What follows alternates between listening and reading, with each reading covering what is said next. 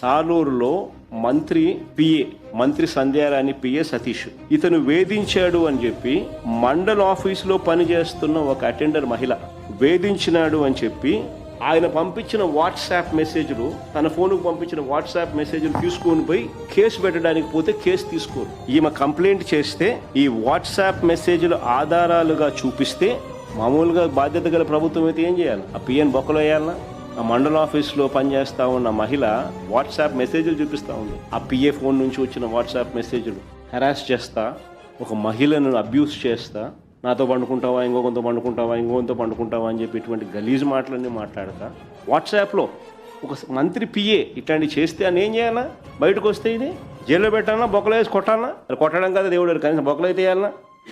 Arrest చేయకపోగా, కేసులు పెట్టకపోగా, చివరకు ఆయనకు దిక్కు తెలియక ఏం చేయాలని అర్థం కాక మీలాంటి విలేకరులు ఏమన్నా ఆయన చూపిస్తే ఈ డీటెయిల్స్ని చూపిస్తే సాక్షి పేపర్ రాసింది దాన్ని, అంతే. రాసిన సాక్షి విలేకరిని మీద కేసులు రాసినందుకు ఎక్కడికి పోతా ఉన్నాం?